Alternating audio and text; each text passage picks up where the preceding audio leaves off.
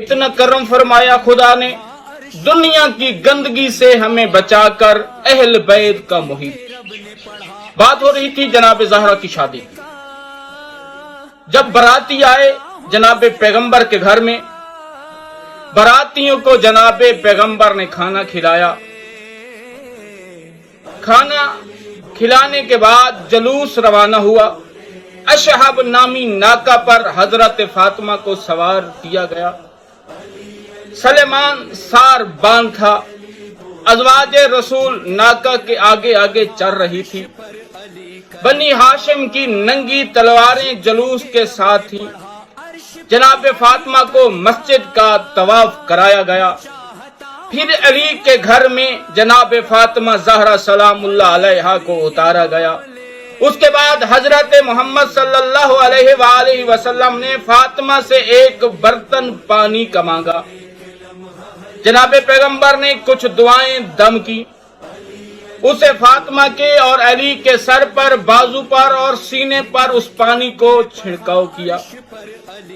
जनाब पैगंबर ने खुदावंद ताला की बारगाह में अर्ज, बारिला इन्हें और इनकी औलाद को शैतान रजीम से तेरी पनाह में देता हूँ।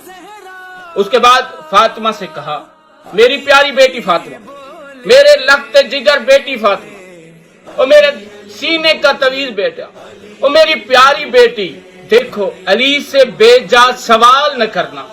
ये दुनिया में सबसे आला और अफजल है, लेकिन दौलतमंद नहीं है। और अली से कहा, ये मेरे जिगर का टुकड़ा है।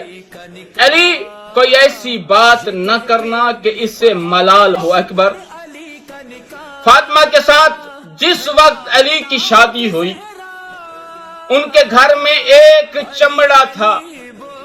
रात को अपने ऊपर बिछाते थे, दिन में उस पर ऊंट को चारा डाला जाता था।